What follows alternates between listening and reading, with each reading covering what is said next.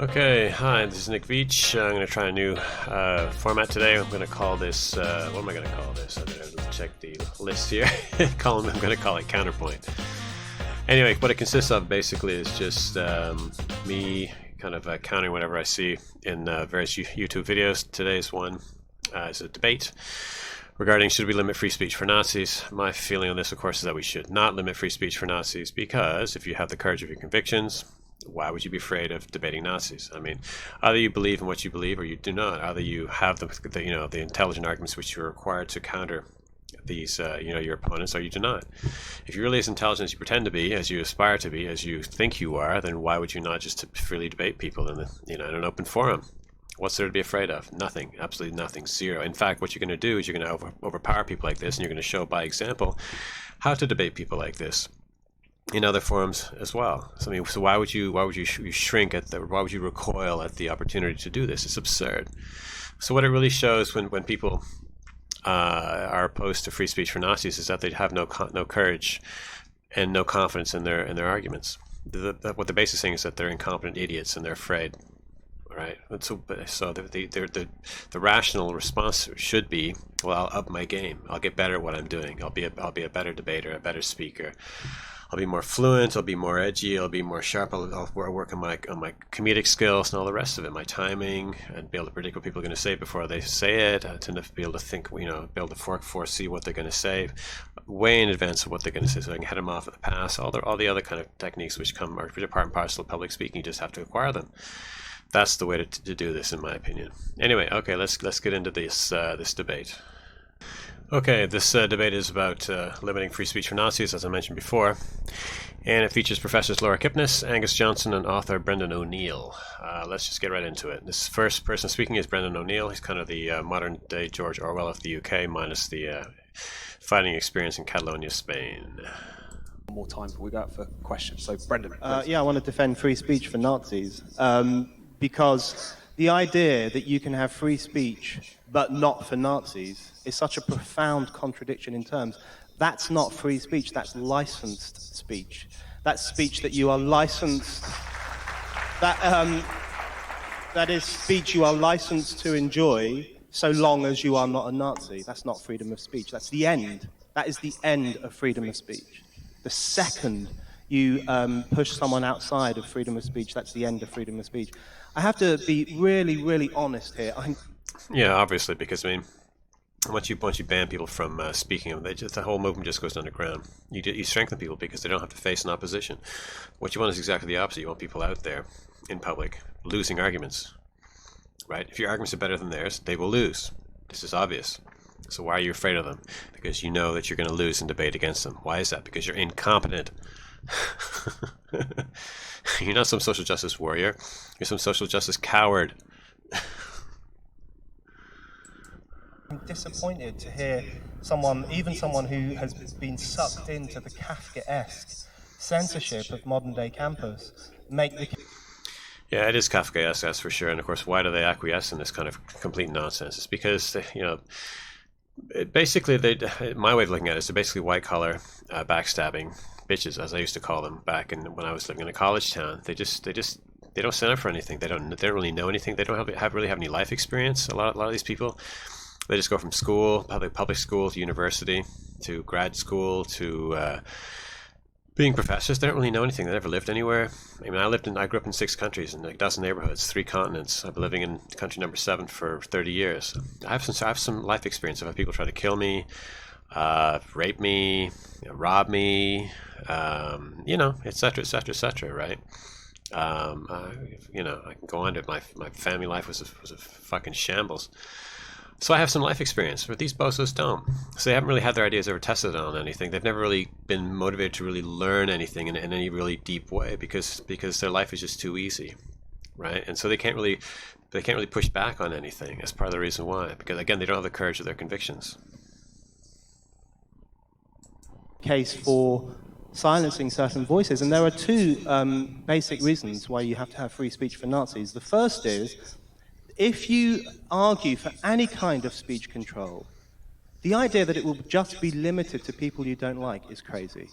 History tells you that's wrong. It's never happened in Britain. Yeah, we've just seen this with the adpocalypse, right?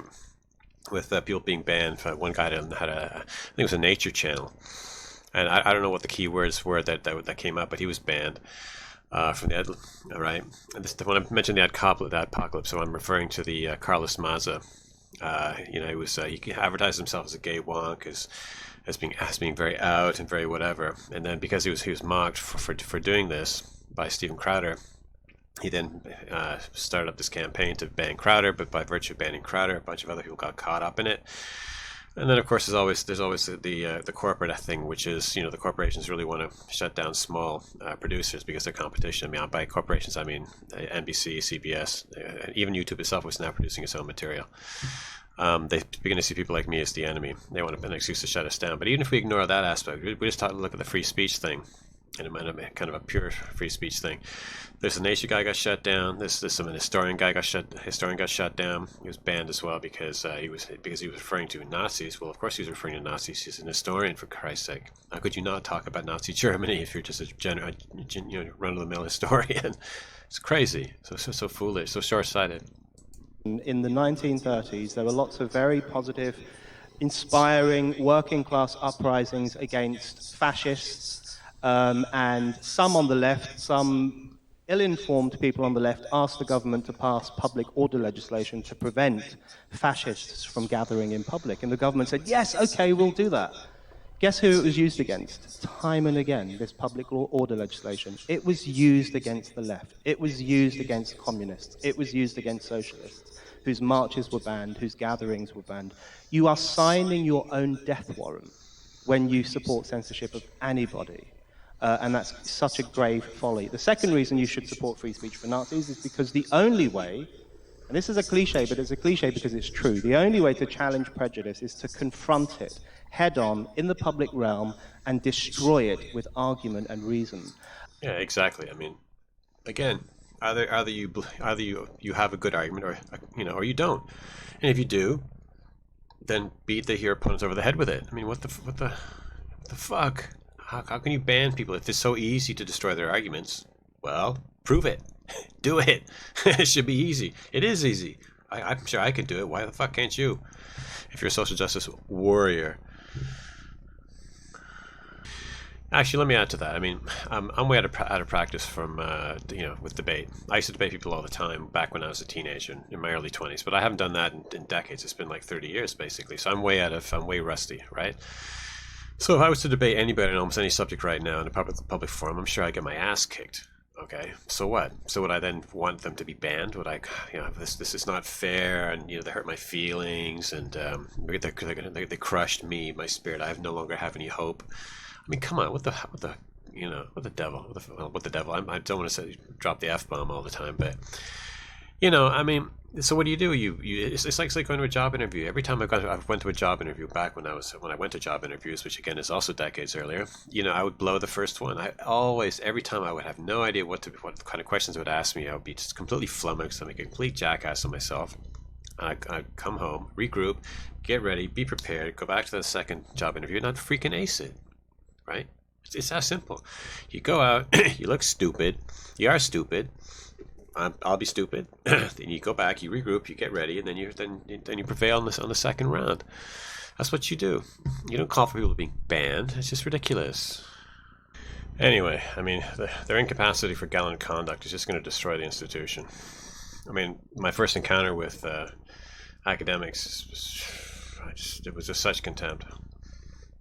Anyway, you'll see what I'm saying. Dun, dun, dun, dun, dun. There was an era in which Nazis were arrested under kind of hate speech legislation. They were punished, they were fined. That was in Weimar Germany in the 1920s and the early 1930s. Nazis were arrested. Yeah, Hitler was arrested. He did about a year in jail, I think, in his first putsch. Whatever. And what happened? He became a sympathetic figure to the German people. For what they published. They were punished. They were fined for what they published. Do you know what they did as a consequence of that? They milked it. They presented themselves as victims.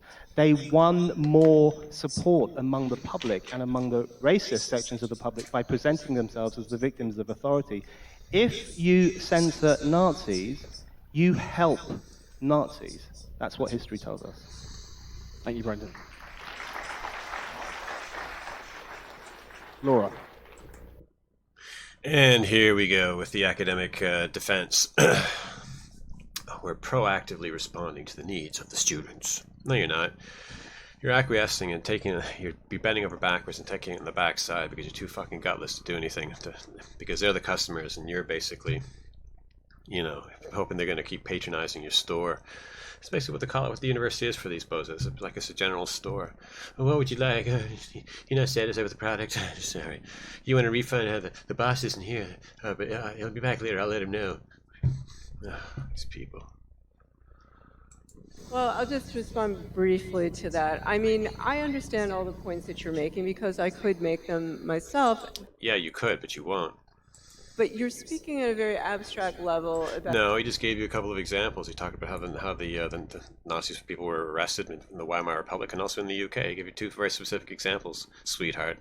Ideas and theories. And I guess I'm talking about from the point of view of somebody on campus who works on campus and teaches. Yes, that's exactly the problem. I'll be sympathetic to that sort of argument because, of course, I'm not on campus. I don't have to deal with the realities which she has to deal with every day with all these appalling snowflakes and all the rest of it. Let me slow down when I'm talking here. Yeah, that's true. And there are nuances and perhaps even important things that I'm missing. But it does not change the fact that you people, meaning you professors, are not standing up to this. And has classrooms of students who are not snowflakes, but... Oh, yeah, right. You mean you won't call them snowflakes in public because you're afraid of them? But oftentimes have personal circumstances. Personal circumstances. Yeah, don't we all have personal circumstances, honey?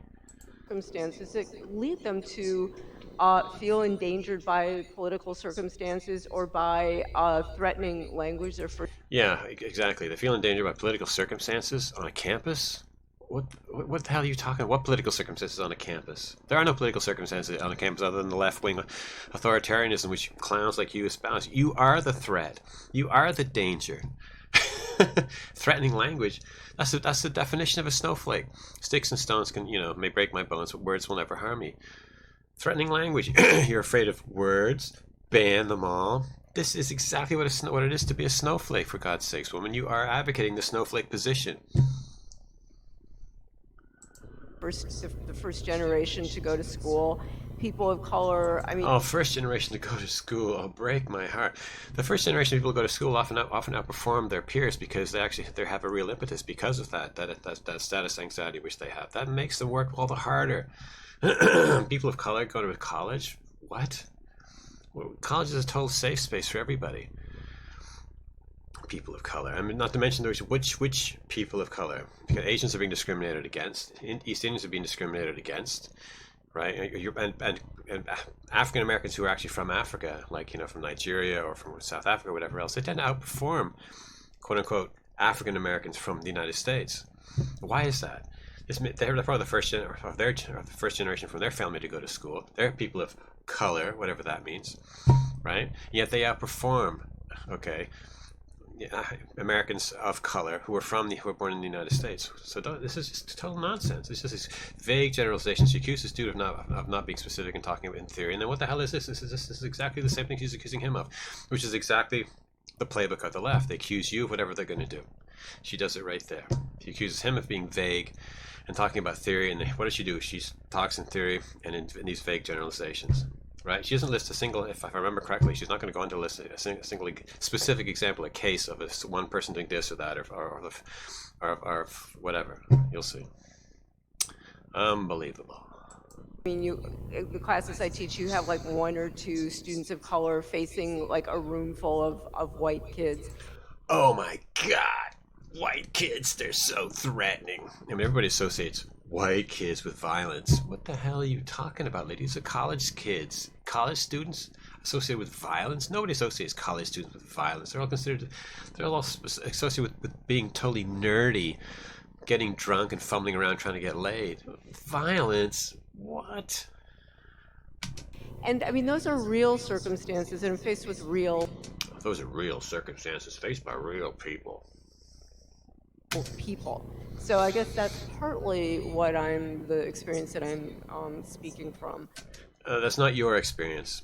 That's your projection of so-called their experience, and I don't believe a word of it. You're just making this shit up because, again, you're afraid of losing your job. You're afraid of being unpopular. You're afraid of being protested by students because you've seen what's happened at other universities, and you're just basically manufacturing self-serving rationalizations.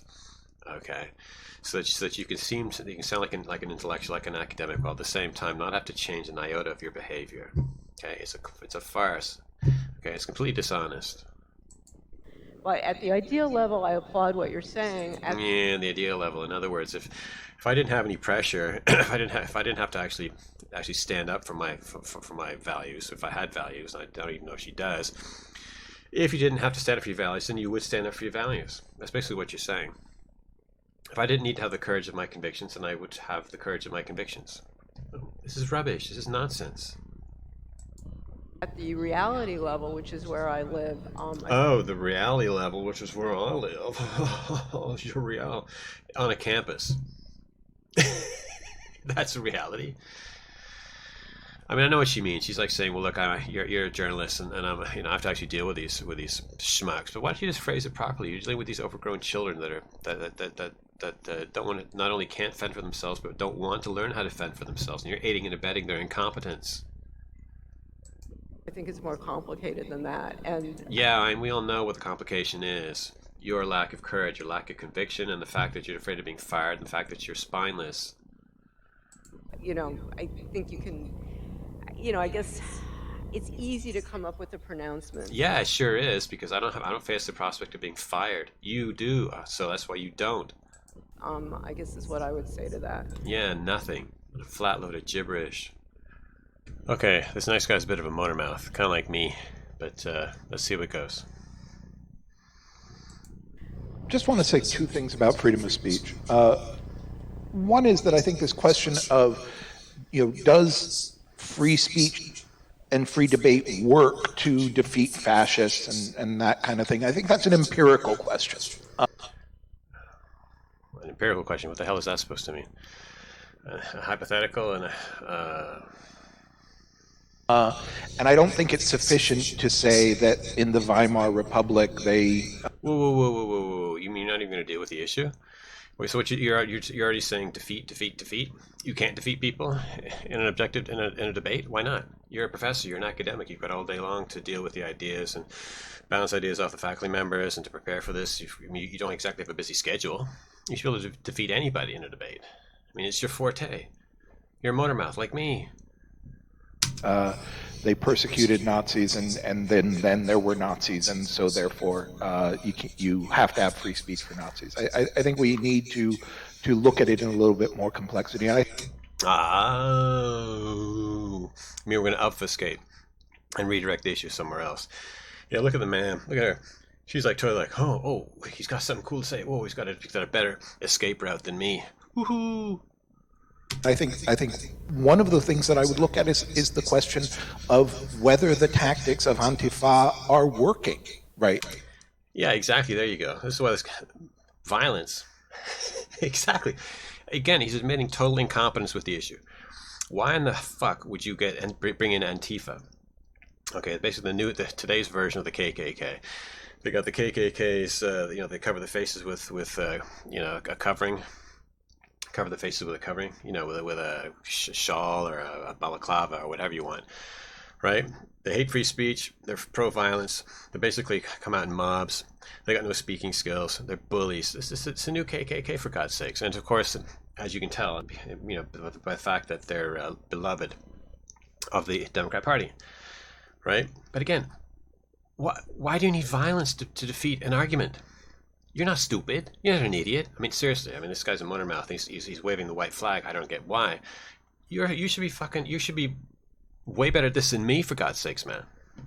Right now, and I think there is a case to be made that they are successfully disrupting the organizing of a lot of these white supremacist groups.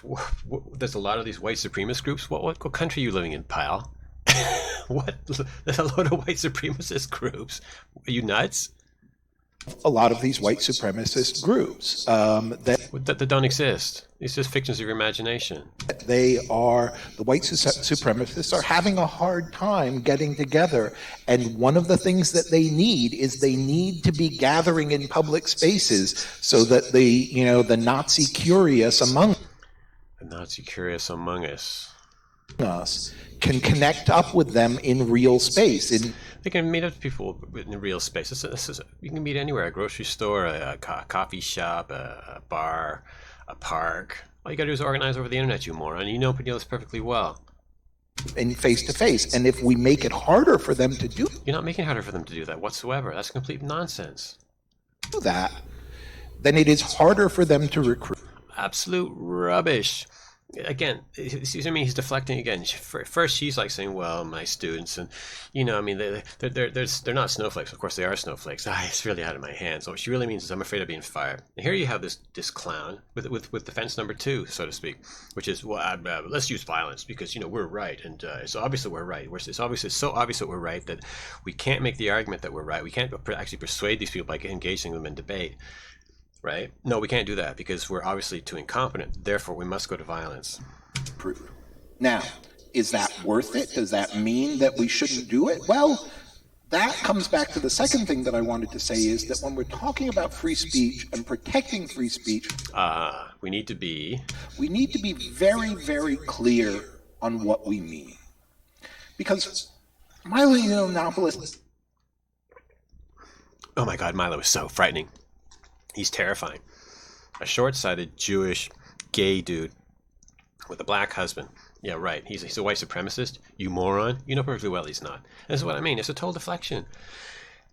Like her, he doesn't believe. I begin to wonder: Does he believe a word he's saying? I find it. I think it's just you're too weak, invertebrates who cannot come up with a for whatever reason. Well, I already said why. Hold on a second. I guess what I'm trying to say is basically is neither one of these two bozos has either the courage of their convictions, or they don't have to deal with what's going to happen on campus if they go out and actually say we need free speech. That's the real issue. Neither one of them wants to lose their job. Neither one of them wants to be the first person to stick their head out. Okay, because that's the one whose head's going to get chopped off, which was shown to happen. Before you remember Jordan Peterson. I mean, he received no support from the faculty back in the University of Toronto, and then there's a guy from Evergreen. I forget his name. He and his brother. But anyway, the guy from Evergreen College who basically was thrown out for objecting to a celebration of against basically anti-whiteness, where white people were not allowed on campus, to purify it, kind of a thing. And these people are afraid of that, and so they manufacture these absurd, hypotheticals, and they drop these kind of bogus bogeymen. Milo Yiannopoulos, what? Does not have a right to speak at the UC Berkeley campus, Yeah, that's not the issue at all. Of course, he doesn't have a right to speak at the UC Berkeley campus. Neither do you, neither do I, neither does anybody else. Neither does she. Nobody's got a right to speak at UC Berkeley. That's not the issue. The issue is you don't want to be seen as advocating he does have the right because you're afraid of being fired. That's the only thing that matters to you. I say that as a First Amendment absolutist. Oh, what a load of BS. Richard Spencer does not have a... Oh, thank you very much. Yeah, neither does Richard Nixon. Neither does... Oh, that's the dude right there that was thrown out from Evergreen. They don't have his name on the web page. Why am I struggling to say web page? Yeah, what's his name? I know his name. Anyway. A First Amendment right to speak on any campus. And again, I say that as a First Amendment absolutist. His name is Brett Weinstein. Campus is a place. And here we're gonna whack. It's gonna say something beautiful. It's a community. It's an institution. It's gibberish. Place where it's a community and it's an institution. It is not a place where anybody has an equal right to speak. Right, and 2 + 2 doesn't equal 5. Thank you so much for clarifying that. Nobody has a right to freaking speak that. We know that. That's not the issue. It's a total dodge of the issue. Fascists are like vampires. Fascists are like vampires. Okay. Yes, and let me guess, you're not used to talking to snowflakes. Who in the hell would you have to use a metaphor like vampires or zombies with, unless it's with snowflakes? Because you're dealing with people who don't live in the real world. They live in a world where you worry about vampires and zombies. Who the fuck talks like this? No adult does. They can't come through the door unless you invite them in. Now, because I'm not of that generation, I have no idea what this means. Vampires can't come through the door unless you invite them in. Is that one of the new rules for vampires these days, where before you had to use a silver stake and pound it through their heart or some nonsense? He's totally used to dealing with snowflakes. That's why he uses the metaphor. That's why the metaphor comes to mind. Because it would make absolutely no sense in a room of normal adults. They don't have a right to come on. Because vampires don't have a right to come to campus. So, neither should Milo Yiannopoulos. Because he's kind of like a vampire. To your campus. This is why what Richard Spencer has done in the recent past is he has scoured the nation. Scoured it. For campuses, public campuses, that have a policy that say that anybody may speak. Yeah, I'm not a fan of Richard Spencer, but so what? He scoured it. You mean like when I scour the internet when I'm looking for like a new restaurant to go to, or a place to practice, to study BJJ or something? I scoured the internet. Speak. That's not a First Amendment thing. That's a policy thing. Yeah, we know that. So this applies to everybody. Nobody has a right to speak, so it doesn't matter. That's completely extraneous to the argument. The argument is, should we have free speech, not who's allowed to speak on a campus or not. You moron. And then the bigger argument, which the elephant in the room, is why are you so afraid of talking? If Richard Spencer goes on your campus, show up in the audience, have a side-by-side debate. You have excellent speaking skills. You have excellent speaking skills. I'm sure they're better than mine. Why don't you debate him? Because he knows his students are a bunch of fucking snowflakes and losers, and he'll get thrown off the campus. That's why. That's why he's made to be a coward, in a sense, right? I'm sure this guy's a formidable debater. Okay, right? But look at the way he's backing off. He's like, "Ooh, I'm not getting into this fight, baby. No way." Because if he loses his job at his age, where's he going to go next? Right? It would suck, admittedly. Okay, but that's true. But putting yourself out as a rational, well-reasoned, and persuasive opponent of free speech is just greasy and disgusting. They have decided to open their doors to anybody who wants to spend the money. Oh, that's total nonsense. You know that's not true. They wouldn't open their doors to, let's say, a traveling salesman. Oh, can I rent your place and talk to your students for 300 of your students? They'll pay tickets and I'll try to sell them the latest gizmo. No, you wouldn't do that. If it was a commercial thing, you wouldn't open the doors for that. To rent a room. It's basically like renting a room at a Holiday Inn, and they do this to raise funds. Oh, it's about money, which is why you won't tell the truth, because you're also concerned with money. Hypocrites. I'll be done in a second. They do this to raise funds. Oh my God, they raise funds, and that's also why they charge these horrific tuitions too, isn't it? You guys charge like what, $60,000 a year or a semester? I mean, what the hell? Why do you used to charge say something like $5,000? Why do you charge $60,000? Are you offering superior services now? What has changed? What has changed? Other than greed.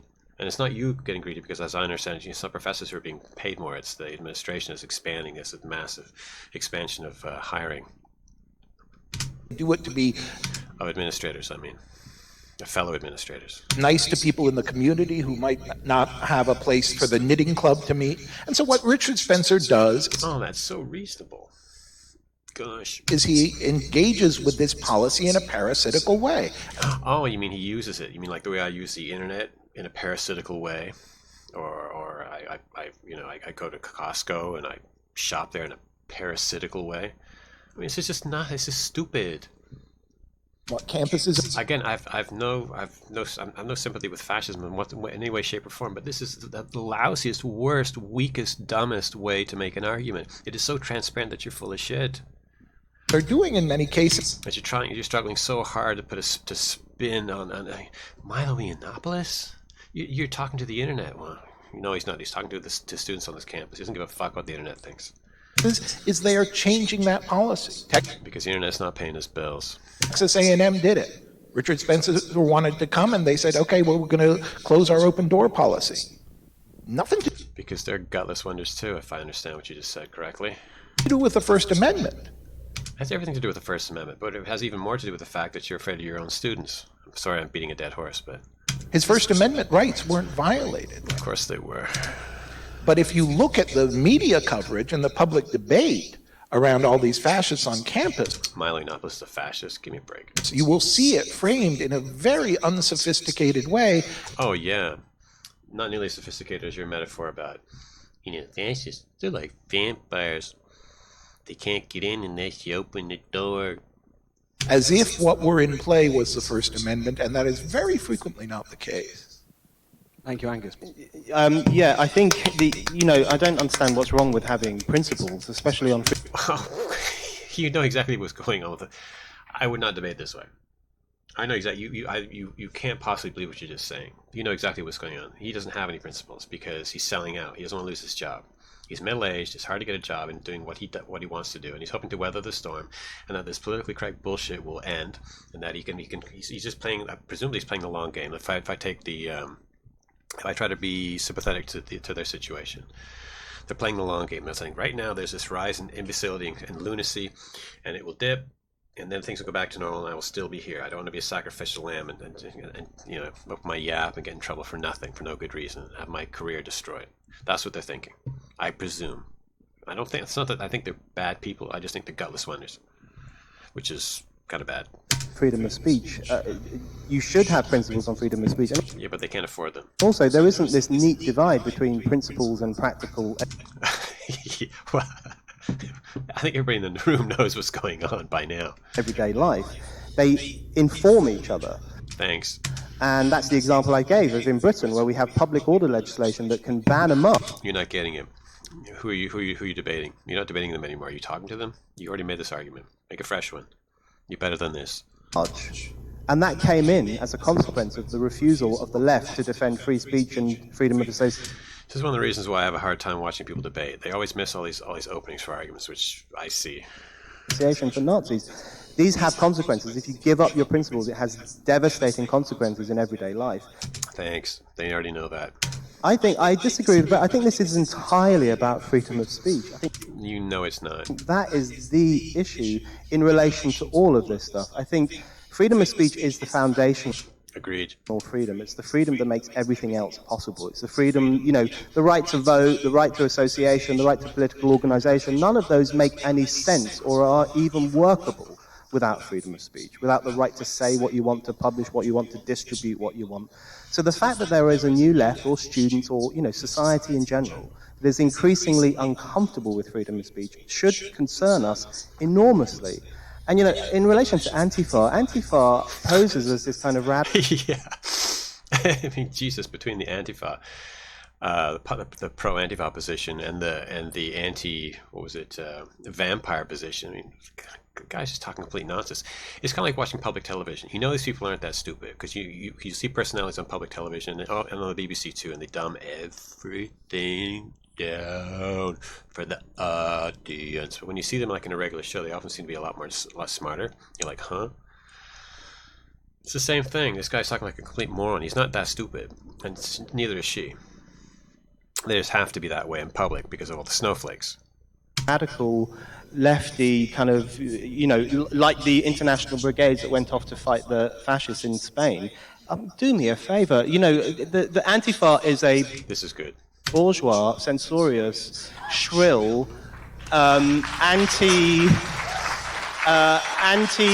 anti-democratic, anti-working class. For them, for George Orwell, anti-fascism meant going to Spain and risking your life to kill actual fascists. Yeah, George Orwell exited the war in Spain after being shot through the throat by a sniper. That's the only reason he left. If he'd stayed longer, he would have been murdered by Stalin's people. For Antifa, it means getting a... That's other leftists. What a surprise. The revolution always eats its children, or tries to. Unfortunately, it failed in the case of Orwell. bus into town and punching a working-class Trump supporter Yep. in the face. That's not the same thing. And the point I would make Cool. is just the final point I would make is that if you want to see the danger of censorship, just look at people like Richard Spencer and Milo Yiannopoulos. their fame, their power to the extent that they have it, their influence, the fact that you all know who they are, even though they don't have any good ideas. Oh, rubbish. Milo's excellent. Spencer, no, from what I know, but Milo's excellent. Is entirely down to censorship. The more you censor them, No, Milo made big on his own because he was a very good performer, very good speaker, very funny. the more you chase them, And also because he was gay, and so he could pull off this whole anti-left thing, anti-mainstream gay thing really well, because he knew it from the inside out, because he was a former lefty, basically. the more you create this culture of fear around them, as if these two people could destroy America, Yeah, that's so absurd. the more you empower them. Censorship empowers the people it censors. It disempowers the audience, ordinary people who are deprived of the opportunity to challenge backward ideas.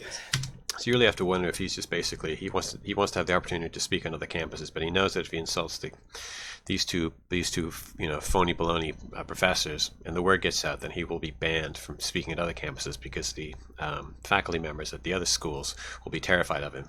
The fact that he'll expose them. Censorship benefits the censored in many instances. So maybe he's playing the long game too. It's perhaps that way it's maybe ridiculous. It's not what I would do. I would just take my chances and get banned.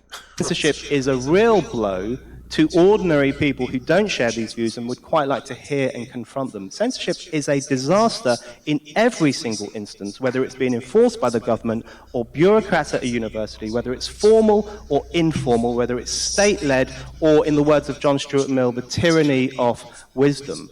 Whichever area it's coming from, it is a disaster and it will make life and politics worse. Thank you, Brendan. Well said. All right, that's it. Anyway, this is my first one of these. I hope you liked it. If you do, hit the, what is it called, the subscribe button, and whatever, or leave a comment below. Thanks. See you next time. Oh man, I did that fucking thing again.